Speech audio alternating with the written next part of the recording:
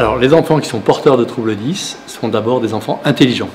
C'est-à-dire que tout leur système cérébral fonctionne bien, sauf une région qui peut être l'hémisphère gauche pour le langage oral, pour la lecture, pour l'orthographe, l'hémisphère droit pour la coordination motrice, qui va être responsable d'une maladresse, ou le cortex frontal, qui marcherait moins bien que le reste pour les enfants hyperactifs, qui ont un déficit d'attention.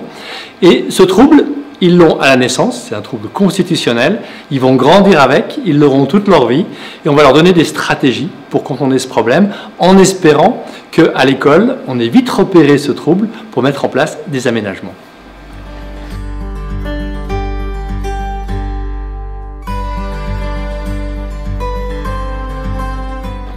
Le conseil majeur pour les enseignants face à ces enfants que j'appelle des enfants à besoins éducatifs particuliers, c'est de reconnaître leurs différences, d'ajuster leur enseignement aux difficultés de ces enfants-là. C'est très simple.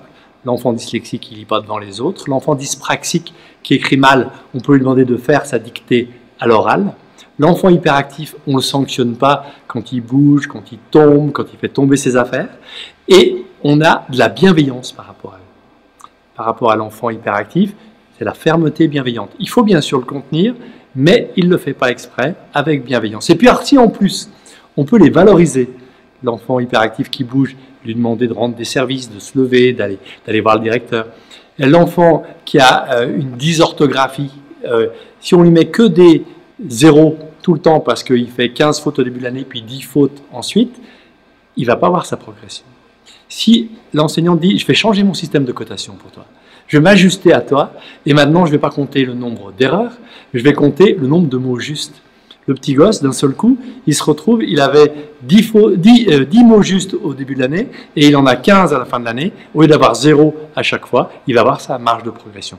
Et pour chaque cas, on peut trouver une petite stratégie qui va être valorisante et qui va montrer à l'enfant qu'on a vu ses progrès.